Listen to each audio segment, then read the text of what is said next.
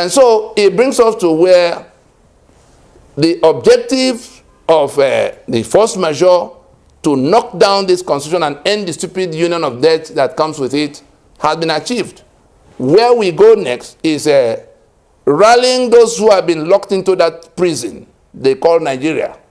Whether it's the Yoruba that want to do a republic, or the Igbo that, or the East that want a Biafra republic, whatever it is, or the Niger Delta that want the return to controlling, to owning and controlling their resources, or the Middle Belt that is without defense and help for being slaughtered in their own ancestral space. Everything you look for, every change you look for, or the young people that want to see a better country, that say they want to take back their country. Young people, this is who took your country. Those who are rallying you to take back your country. It is by taking down this constitution that you are able to take back your country. Every other thing you are doing is a product of ignorance or dishonesty on the part of the people leading you to say, oh, let's go and replace them in government house. It's not the people in government house that took your country. It is the constitution that took your country and handed to them in the manner they are managing it. The constitution mandated the corruption you see. I've cited the sections to you. They don't owe you obligation. They have the spare key to the treasury. Go and check section 81 and 82. Ask the lawyers you know, especially the ones that go to run their mouths on TV. Ask them whether the president does not have spare key to the treasury. And the governors in section 121, 122. Ask them whether under section 308, the kind of immunity you have there. So they don't owe you obligation in section 6C.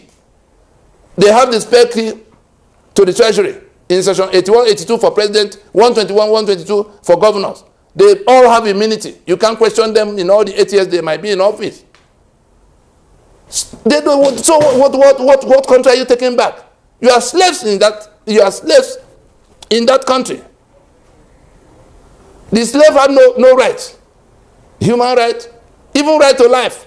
You don't have any right at all under this constitution. So to take back your country is to take down this constitution. Anybody who is rallying you to come, let us go to government house so that PDP will replace APC or Labour Party replace PDP, they are lying to you. We challenge them, get this video, bring them to answer to it. If they dare, if they think they have answers, let us have a debate. Let us have a debate. The media have been pretending they do not understand what is being discussed. We will not say any more thing to you. But when the flood will come, it will carry everybody, including the media that is pretending around this subject matter. Every day you tune the TV, they are discussing inanities, inconsequentials. Who has rigged more? Who has stolen what? You leave the robbery gang intact, and you're coming to entertain me with the story of another goat that was stolen. Yesterday you discussed chicken that is stolen. Today you bring goat. Next day they say cow is stolen. But you do not want to partake in the discussion about the robbery gang that we are saying, let us dismantle this robbery gang. Nigeria is a criminal enterprise under this constitution. Everything you see, whether people are killing people or stealing the treasury dry, or even the impunity of saying, what can you all do to us, in the manner we see all the time. This is where it's flowing from. And so, if the media is not prepared to join that discussion, if Labour Congress is not prepared to join that discussion, then you have chosen to die in your misery. Those planning revolution, the revolution is to join in saying we cannot continue in a constitution that render us slaves in our homeland. If you are not doing that, ignorance, dishonest, or both. That brings me to what shall we do now that we have defeated this constitution? Sooner than you can imagine. In fact, we're looking at this first quarter, which will end at the close of March. We did announce in December of 2023 that by the time the first quarter is winding down, we'll be inviting, Ninas will be making an altar call. That altar call is to separate countrywide. Those who now reject this constitution as the source of their misery, this basis of union is also your source of misery.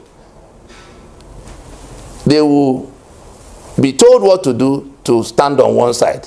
Everybody else will be counted as being on the side of the enemy that imposed this constitution, that is enforcing this constitution on all of us.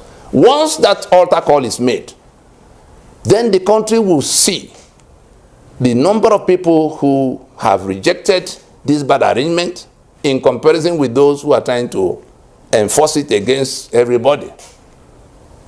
That is the logjam that will have to be resolved by transition. There will be no other way.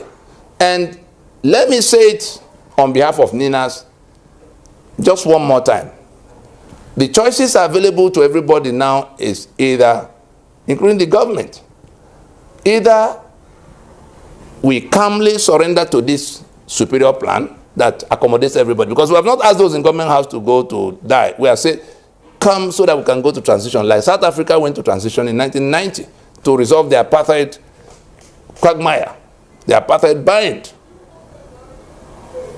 Let us know that either we accept to go and solve the problem now, or that is surrender unconditionally to this superior plan, this comprehensive plan, or we get ready for comprehensive defeat. That crowd of people we are throwing, there was a governor that poured bread on the floor of a warehouse, and people were falling on top of one another to take as many. Maybe the people came in before they made the arrangement for how to share it to them. They saw it and came in and began to fight over it. You saw people who were being flogged in Lagos for small loaves of bread. You saw people who were in market who dropped. You saw the woman that had a child that dropped, fainted, hadn't eaten for 3 days. You saw how that child was. These are the kind of people you are governing, and you are taking 30 billion to go and buy food. What? All that has come to an end. We either go to solve this problem, or it will come upon us because we have remained adamant and unthinking. We stop here.